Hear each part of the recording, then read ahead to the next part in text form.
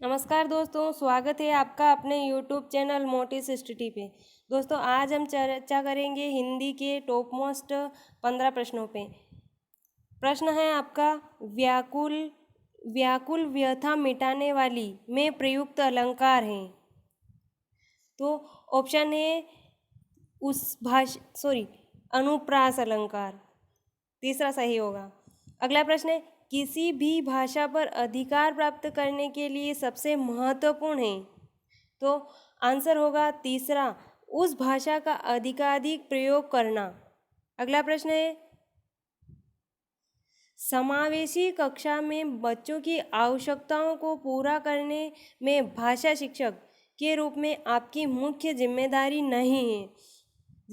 नहीं है बताना है। तो सही आंसर होगा बच्चों का आकलन करते समय अति उदार बनना। अगला प्रश्न है, पढ़ने की संस्कृति के विकास के क्रम में रिक्त स्थान दिया है, पठन को प्रोत्साहित किए जाने की आवश्यकता है। तो सही आंसर होगा वैयक्तिक पहला।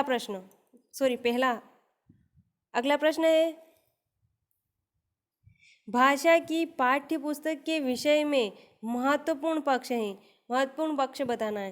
तो दूसरा आंसर सही होगा यहाँ पे, पाठों का उद्देश्यपूर्ण चयन।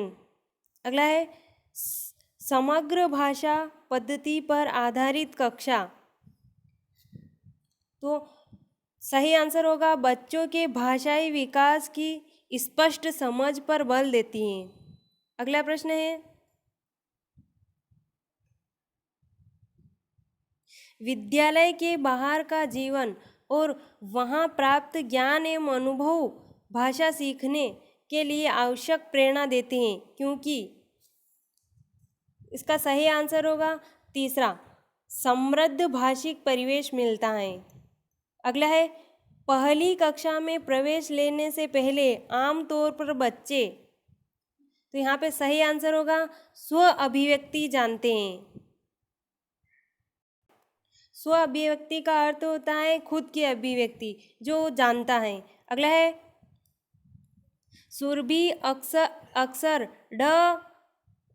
ढ वाले शब्दों को गलत तरीके से उच्चारित करती हैं, आप क्या करेंगे? इसका सही आंसर होगा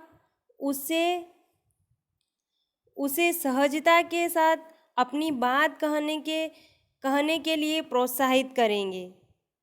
अगला प्रश्न है,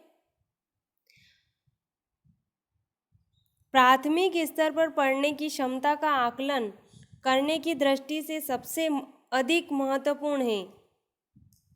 इसका सही आंसर होगा अर्थ का निर्माण करना।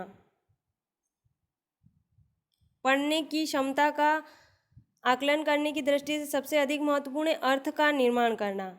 अगला प्रश्न है, भाषा की कक्षा में कहानी सुनाने का मूल उद्देश्य क्या है? मूल उद्देश्य बताना है।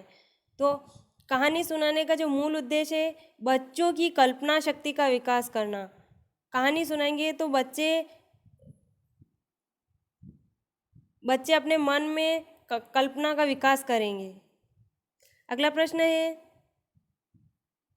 प्राथमिक कक्षाओं में बच्चे बहुत कुछ लेकर विद्यालय आते हैं, जैसे अपनी खालिस्तान, अपने अनुभव, दुनिया के देखने का अपना दृष्टिकोण आदि। तो सही आंसर होगा भाषा। अगला प्रश्न है, बच्चों की मौखिक अभिव्यक्ति के विकास का अर्थ यह नहीं है। इसका सही आंसर होगा कहानी सुनकर शब्दांश दोहराना।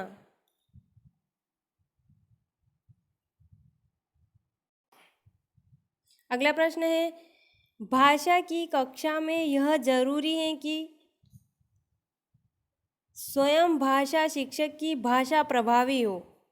चौथा ऑप्शन सही होगा। अगला प्रश्न है, प्राथमिक स्तर पर बच्चों की भाषाई क्षमताओं का विकास करने का अर्थ बताना है। तो सही आंसर होगा भाषा प्रयोग की कुशलता पर अधिकार। अगला प्रश्न है, व्याकरण शिक्षण की आगमन विधि की विशेषता है। आगमन विधि की विशेषता बतानी है। इसका सही आंसर होगा पहले उदाहरण प्रस्तुत करना, पहले उदाहरण देना और बाद में नियम बताना, यही आगमन विधि की विशेषताएं। ये थे टॉप मोस्ट 15 प्रश्न। अच्छा लगता है तो वीडियो को लाइक, शेयर और चैनल को सब्सक्राइब ज़रूर करिएगा। धन्यवाद। मिलते हैं एक नए अपडेट के साथ।